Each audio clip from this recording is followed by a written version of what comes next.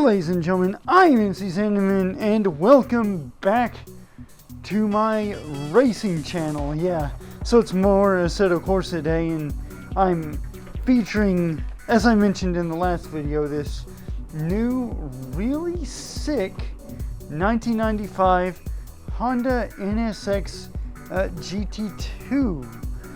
Yeah, it looked absolutely incredible. It's available on the GT Plant forum. So I was just browsing there and I came across it, and I mean, just look how sick it was. This car, actually, the number 84, won the 1995 24 Hours of Le Mans in the GT2 class, and it finished really high up overall. I think it was third or something overall, whatever it was. It was a really impressive result from this car. So, you know, not many people remember it, but this car was in Gran Turismo 1 and 2, I think it was. I haven't driven it since then, at least. I don't think I ever actually got this car in those games either, so this might be a 100% new experience for me. Literally the only experience I have driving this car is from the last turn over here. So we're gonna go ahead and take a look at it today. Now, this car, I don't believe, is an exact recreation of the Le Mans winner from '95. It's made using parts from Gran Turismo 6 and Gran Turismo Sport, according to the post on the GT Plant forum. So chances are this, especially in the interior, isn't actually a 100% accurate recreation. But there are your drivers. Ida, Tsuchiya. Yeah, I think some of y'all remember that guy, huh? And Takahashi. In fact, I think all three of these guys were really respected drivers in their day, and especially Taichi Tsuchiya. I mean, he was on Best Motoring, and he basically started the entire sport of drifting. I have to say, the texture work out here is pretty good, as is the 3D work. It loses a little bit of detail once you look at the engine bay, but you know, certain cars aren't really meant for poking and prodding in VR like that. So, you know, I'll kinda let that pass. That's a-okay by me, because when you see this, it's typically gonna either be in a replay or you're gonna be behind it or something of that nature. But let's go ahead and hop in. There we go. Now, on first blush, again, I don't know what the interior of the race car looks like, but on first blush, this is not super detailed. Although I do love that it's got a map of Le Mans on the center console there. That is pretty sweet. Now, I could be entirely wrong about the level of detail, what this car looks like on the inside in real life, but it kind of feels a little lacking as far as, well, 3D quality, but also kind of what you would expect from the interior of a race car. The default seating position is also a little bit too far forward for VR anyway. Obviously on desktop you'll be a-okay, but we're gonna have to go ahead and fix that before I drive it personally. So for any new VR drivers out there, what I do is basically I just look at one of my shoulders and I use that to judge where the camera should be. So let's take this thing out here at Ascari Race Resort and see what it has in store. I'm just gonna take a slow lap to start off with, see what's up with it. You're probably thinking, why Ascari of all places? Why not actually run it at Le Mans? Well, because screw you. No, it's because Ascari is just a really fun track. And in fact, it's mostly made up of corners from various other real life circuits. As we go through here, you're going to see quite a few corners that at least approximate places from, for instance, Daytona. There's also miniature Spa. There's Silverstone. In fact, this corner up here with the wall around it, that's basically Force Elbow from Bathurst. And let me tell you, it feels almost exactly right, minus the downhill approach. They really did their thing with this track, and I gotta respect it. This really is a motorsports haven.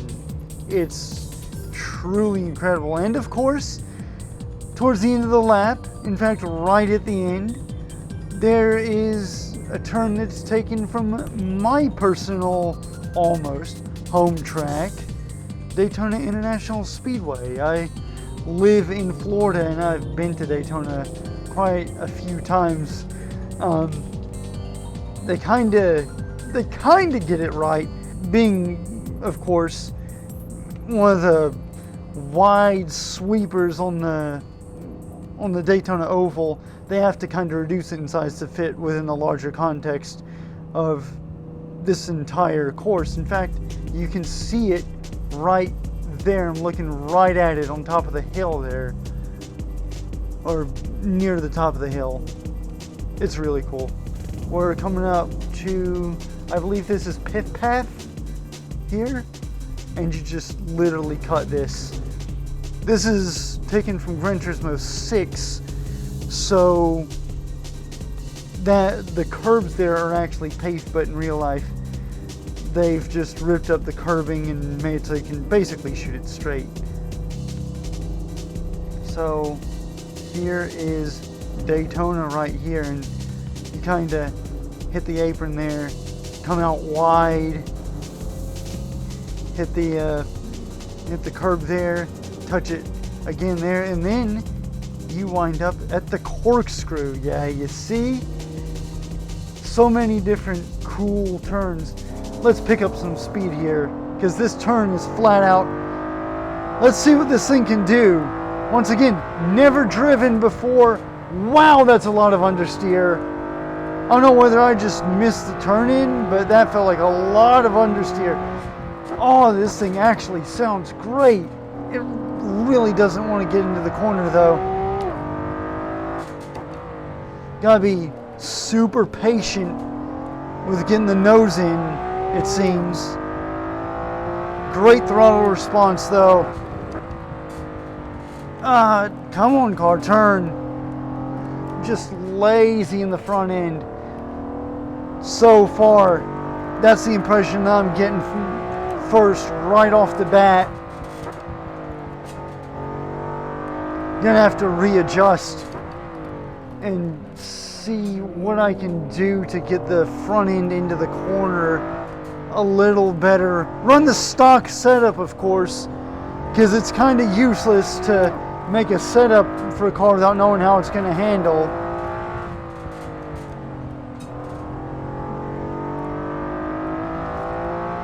Yeah, a lot of understeer. Have to be fairly aggressive with the brakes. Oh, rearward brake bias. And propensity for quite a lot of wheel spin coming out of the corner. Good to know. We can quite possibly use that. Now, of course, that means that that corner back there basically is flat out. Tell you what, once you get this thing up to speed, it feels great. It's just the lower speed corners that prove a little bit of challenge for the front end here.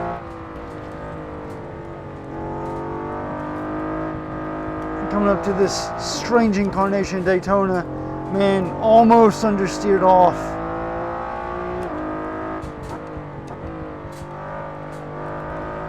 Okay, so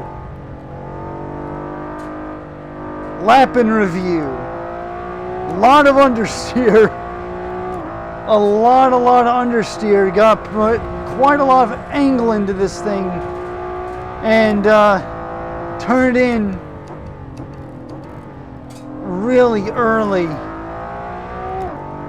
to get into the corner, but you can trail brake and downshift to kick the rear end out. We're learning the car right. I did not expect this to handle like this at all. If anything, I expected it to actually be fairly loosey-goosey in the rear, but it's not. The good news for that, of course, is if you're at Le Mans, it makes it less of a challenge to, you know, not wreck the car over a multi-hour stint, and therefore over 24 hours. Bad thing, of course, is it's really, really bad for your single lap pace. But if this is what the car handled like in real life, which to be clear, I don't think it at all is. But if it is, then, you know, definitely kudos to the drivers for making it work. Because clearly they knew how to get this front end into the corners a lot better than I'm able to right now. Yeah, getting better and better progressively over time, right? Seems to be second gear through there and then you wash out. Good to know. I'm actually quite starting to enjoy this car now that I'm slowly figuring it out. It's very neutral once you learn it, and it's really approachable. Of course, you take a little bit too much speed and you're going to run wide. It doesn't at all drive like a GT1 car. Whoa, buddy! A little bit too aggressive with the downshifts there. Yeah, it will kick that rear end out if you're too hard with the downshifts. Man, I'd really like to have some more GT2 content in Assetto Corsa. I know RSS has the GT-in pack, which might go along pretty well with this car, but we're just gonna have to see.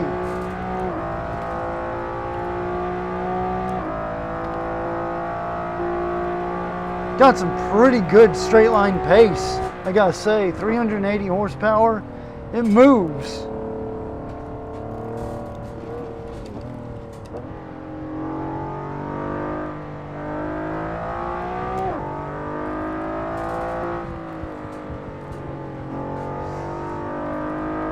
Yeah, we back our entry off there a little bit. We should be able to go through mini spa much quicker.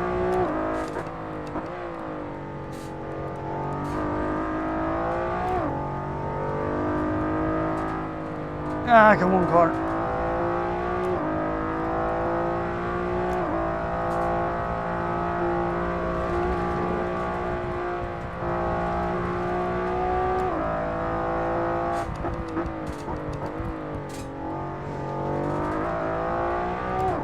Man, that first chicane is just so enjoyable in this car. This is exactly the type of car you want going through that chicane. Very stable indeed.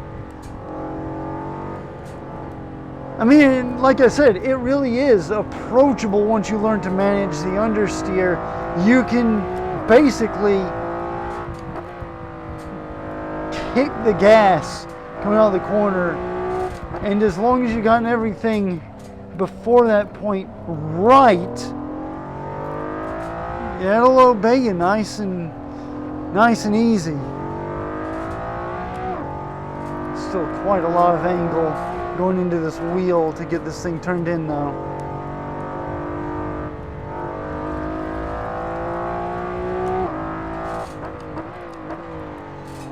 Ah, damn.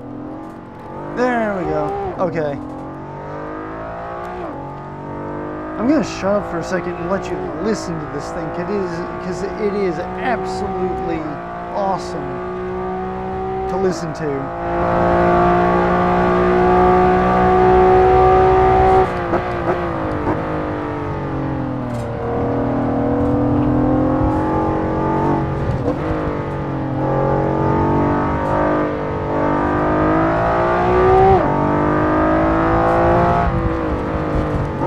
Ah, yeah, just the lack of downforce allowing the front end to get kicked up in the apex there.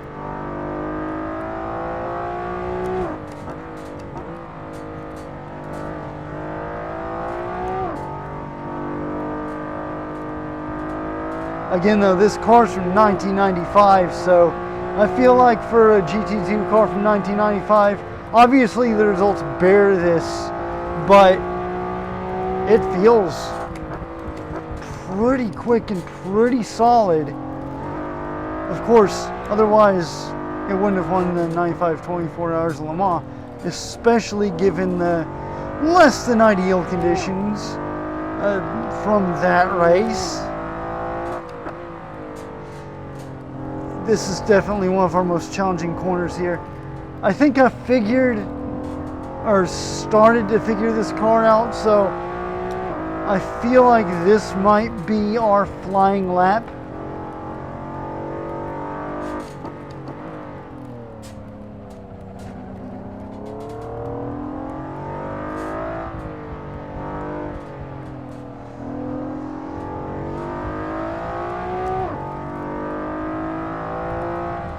Yeah, there we go.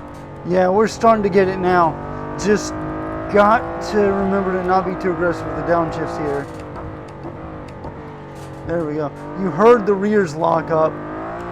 For some reason, the engine braking on the first gear on this car is wicked, and I don't know why.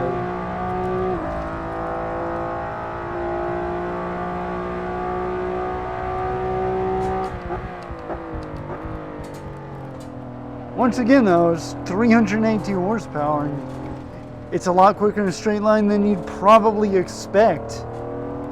Really impressive, this car.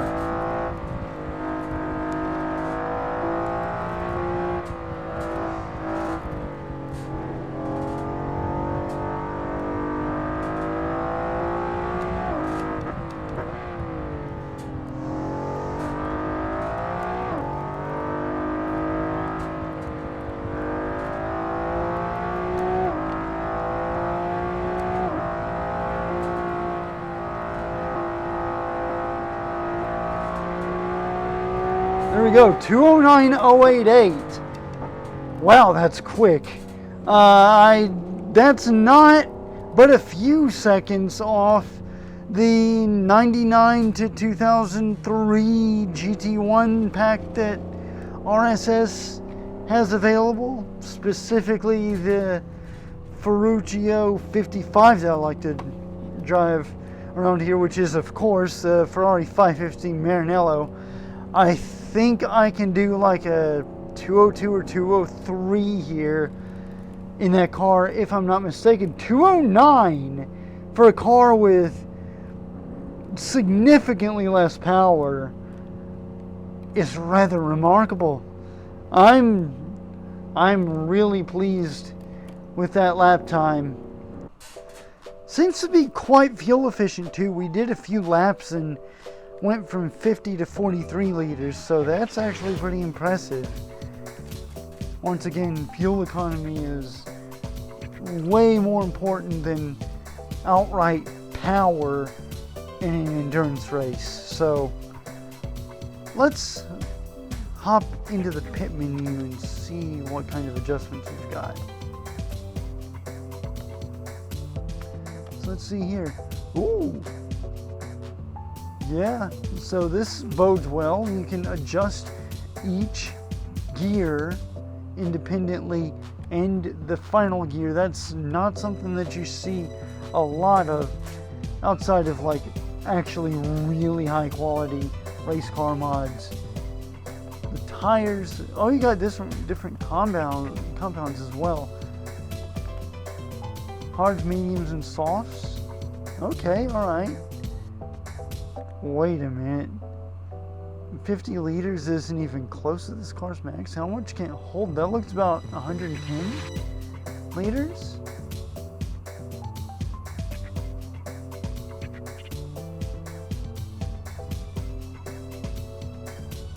$120 liters. Yeah, 6 hours and 47 minutes on gas alone. That's wicked. 106.6 estimated laps of Ascari. And even at 50, it's 44.4 estimated laps. Yeah, that about makes sense, for sure. Electronics, no TCS, not that you need it. I mean, this is a really obedient car anyway.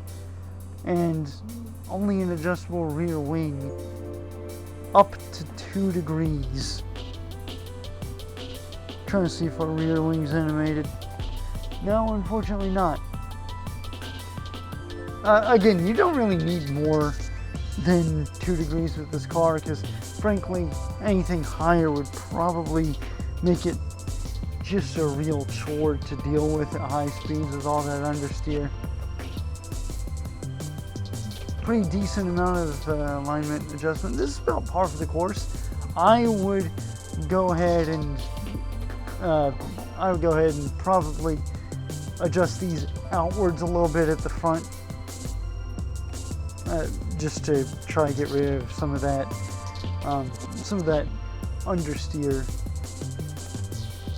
And yeah, of course, fully adjustable dampers. This is all really important stuff for race cars, and it's really actually pretty impressive.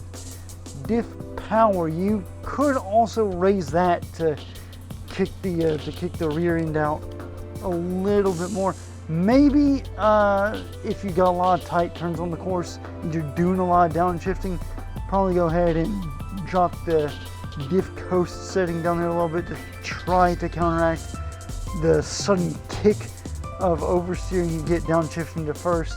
That's about the only really negative thing that I have to say about this car's handling. That's quite difficult to adjust for without significantly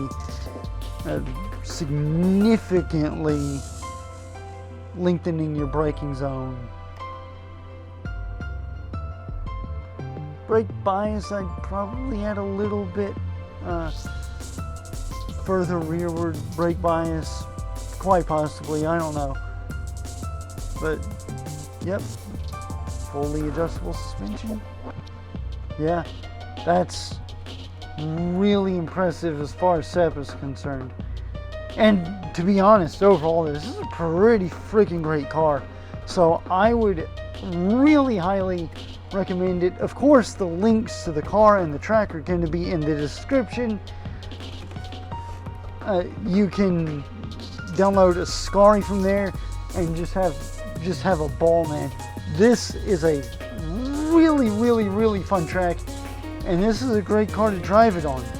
So I mentioned last time that I was going to set up a Patreon, and guess what? I've actually gone ahead and done it. We got 3 tiers, $1, $5, and $10 a month tiers. You know, I patterned that after Dank Pods, because I really didn't want to nickel and dime people. I didn't want to have people paying too much for just some vids, right? I mean, really any support at all that you can show me is appreciated. Heck, if you just want to watch these videos for free, don't really feel like join the Patreon, then hey, I mean, that's appreciated too. I'm glad you're here to have fun with me with some awesome racing games.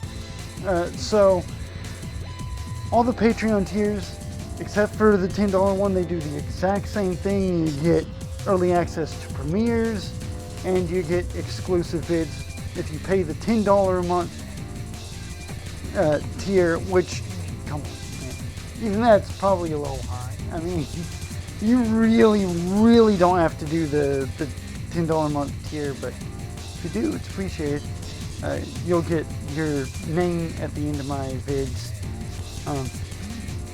So, links to that in the description as well. But if you like this video, then go ahead and hit that like button. If you really liked it and you want to see more, go ahead and hit that subscribe button and ring that bell. I've been MC Simmons. You've been awesome, and I'll see you guys in the next video. NCZ out.